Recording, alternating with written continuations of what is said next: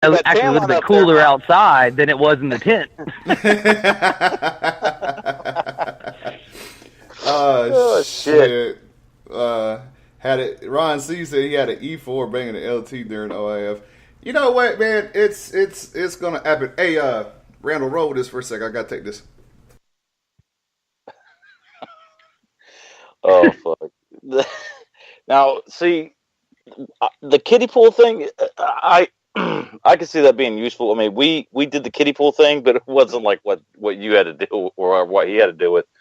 The kiddie pool thing for us was fill that fucker full of ice, slap some fucking beers in there, and have some fucking fun. So that's what we we did with the kiddie pool. Of course, it ended up in the trash at the end of the night.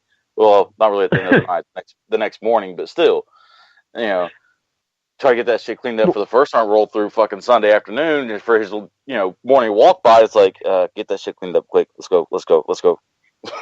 I'm just saying, if you're gonna use the kiddie pool, do it right.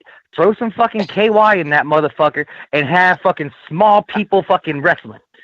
Little people wrestling. That's how you do a kiddie. That's how you do a kiddie pool. Now I don't know where you're gonna find little people in Iraq, but you know what? You can find little people. Seen one. When my when my unit was over there, we rolled by this place. Where the fuck was it? We were in Mosul, and I swear to God, the dude was riding a fucking 10-speed with fucking wooden blocks strapped to his feet. Oh man, you heard about the little lady in Korea? No. Man, let me tell you about this. This is one of the crazy ones right here. Now, apparently, so I've been told. Now, this is secondhand knowledge. It's not firsthand knowledge. This is coming to me, and this is it's come to me from probably about 8 different sources over my military career. But apparently, there's a little lady right outside of Camp Casey in a pool hall, and if you need change for $1, you give her $1, and she pops them out of somewhere that you would not think quarters are supposed to come out of. And you just give her the $1, and you just put your hands right underneath, in between her legs, like about knee deep, and 4 quarters pop out. I love this dude, man. Hey. I'm just saying, bro. That right there, that just makes me want to go to Camp Casey for a minute. Like, I just want to see what that's about. You get me thinking, like, what would happen? You walk over, like, okay, I need $5 in quarters for me, and then here's $10 for my buddy next to me. She's gonna be. I just want to know if they're in a roll or not. Like, that's some control right there. That's some control. Like, let me see that. Go on, pop me out $10 in quarters. But you know what, though, man? Even the horror stories from over there, though, man, the black syphilis and shit. You talking about catch that shit, you ain't coming home. Like, I ain't touching shit. Your dick gonna fall off anyway. You gonna die. You might as well just go ahead and take it. Ain't touching shit. I don't care you love me a long time or not. I ain't go on some damn where. I mean, Germany was bad enough. I mean, our little Where's Waldo had to have his ass electrocuted to take whatever the fuck was growing off of it. I mean, that was one of my stories last night.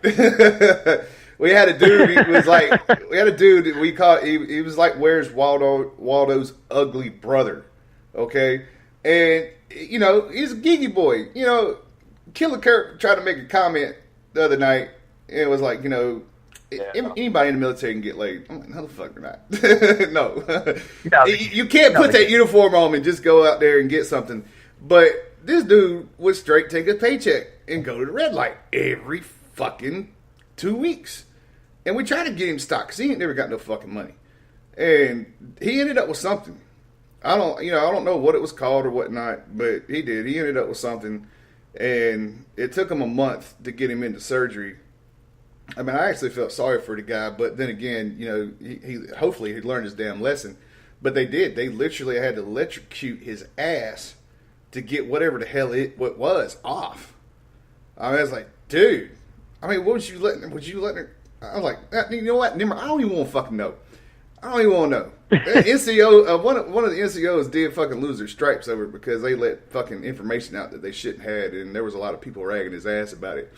And but that just goes to show, man. I mean, it's like, oh no, they get checked every. No, the fuck they don't. I'm telling you right now, you don't know what the hell they do or they don't. That's just fucking stories and make you feel better about going to fucking do it. You know what I mean? I mean, it's if y'all have never seen the red light district, it literally is one long motherfucking alley with just a bitty little red light going all the way to fucking cross of it. And it looks like shopping windows. And these girls literally sit in the shopping windows. And I will say, they are some, oh my God, they are some fucking chicks out there that was like, why are you here? Why are you not in a fucking movie or a fucking magazine or something like that? And I asked one of them that, and she's like, you realize how much money I make a day? And I'm like, how long are you going to do this? Maybe about another year and a half, and then I'll retire. I'm like, okay. Yeah. Sure. Hey, world's oldest profession. I'm telling you, man. But, you know. Dude, I've got two really good ones when it comes to STDs, STIs, or whatever the fuck you want to call them. Right. Well, one good one for that, and one good one for your red light district. When you're talking about. Right on. So let's start with this one, just because this was the female side of that. And there's very, very few times in my military career that I ever had female soldiers, ever, outside of medics. And I'll tell you what, the medics that I had, brother, they could put guys to shame. Those girls PT'd with us. They put us through hell. And I tell you what, those girls right there, those girls were tip of the spear when it came to being medics. I'll give them that.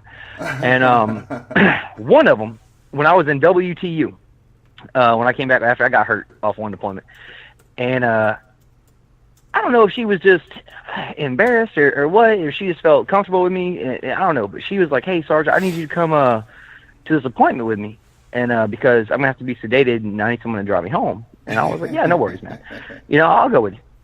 Man, when I tell you, they stuck a freaking curling iron looking thing in this girl's stuff because she had HPV, bro. Ooh. Curling iron right up the hoo-ha. Ooh. Bam, burn, pull out. Bro, that shit right there. Ow. That shit right there was gnarly.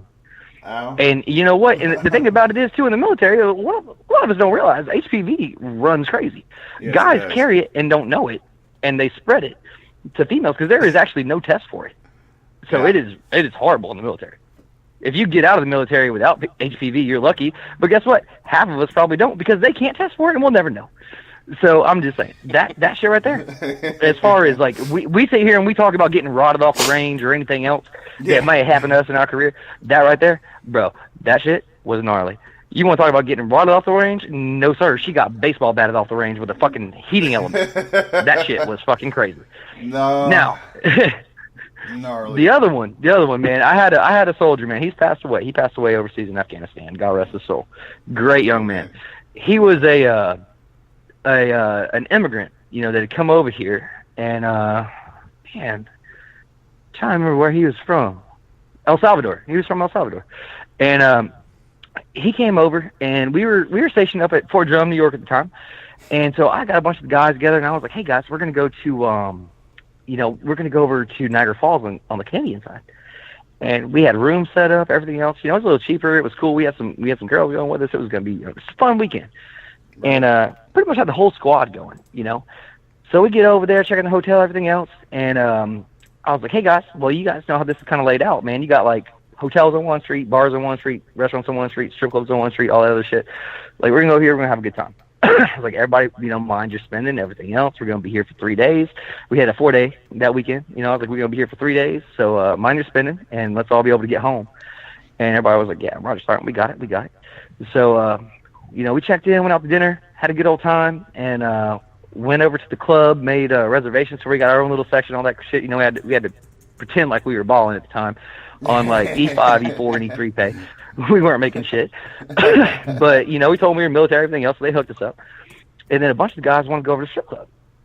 And so I pulled them all aside, you know, and I was like, "Hey guys, you guys do realize that these strip clubs have brothels upstairs."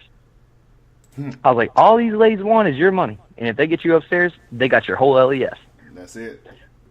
And this soldier came up, and he's like, "Hey, sir, I'm a virgin."